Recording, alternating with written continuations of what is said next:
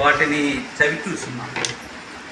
అనుభవానందుల వారి సాహిత్యం ఎలా ఉంటుంది అంటే చాలా సులభమైనటువంటి పదాలు. మహనీయులందరూ కూడా అలానే రచించారు, కానీ చాలా లోతైనటువంటి భావాన్ని రంగరించారు ఆయన ప్రతి తత్వములో కానీ ప్రతి కందార్థములో కానీ.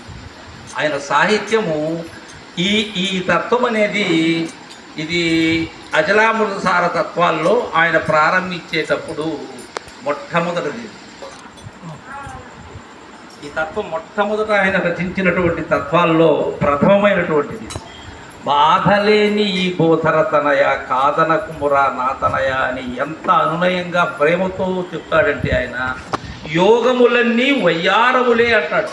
మనం చేసేటువంటి యోగములు, అష్టాంగ యోగములన్నీ కూడా ఇవన్నీ వయ్యారములు, యోచన లేనటువంటి సాధనలు. బాగుగా నీమది ఆలోచించియు,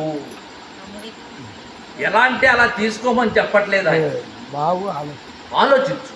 ఆలోచించే తీసుకోవాలి. అంతేగాని ఇక్కడ కావాల్సింది నమ్మకం విశ్వాసం కాదు. శివరామదీక్ష సిద్ధాంతానికి నమ్మకం విశ్వాసం పనికిరావు.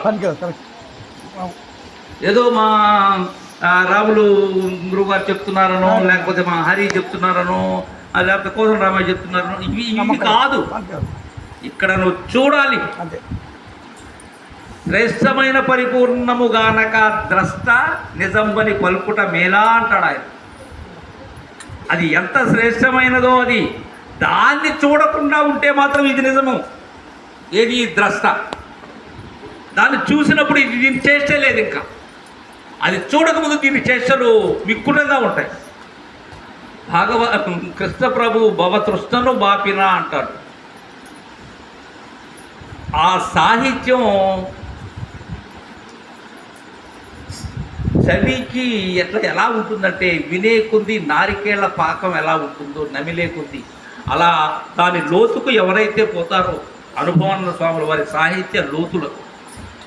నాకు ఒకటి నాయన, ఒక ప్రధానమైనటువంటిది ఒకటి, అది మిగలకూడదు. ఎందుకంటే అది కూడా శేషం ఉండకూడదు అనుకుంటున్నాను. కారణం ఏంటంటే అచలామృత సారతత్వాలు మొత్తం కూడా వాటి యొక్క విచారణ సంపూర్ణంగా అనుభవానంద స్వాముల వారు ఏ భావంలో ఉండైతే రచించారో ఆ భావాన్ని యథాతథంగా తెలియచేయాలి. దానికి సమయం చాలదు. కారణం ఏంటంటే కందార్థమో లేకపోతే మనం చెప్పేటువంటి శతకాలు ఇవైతే సులభం, సమయం సరిపోతుంది ఒక 10 నిమిషాలు.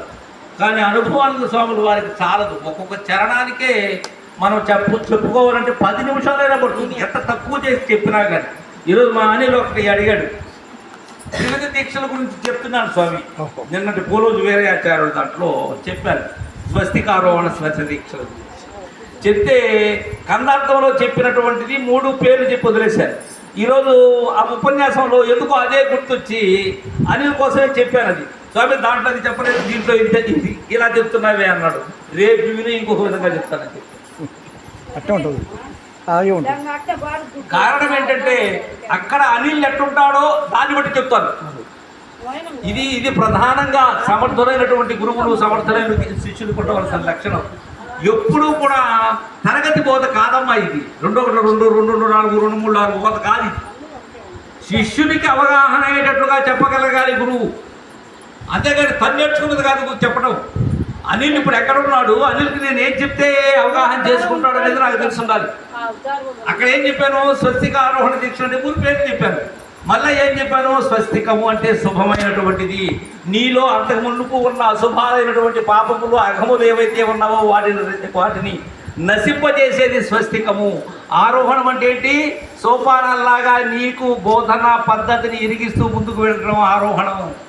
తర్వాత ఏంది, స్పర్శ. నీ శిరస్సు మీద దక్షిణ కరము నుంచి నిన్ను ఆశీర్వదించడమే స్పర్శ.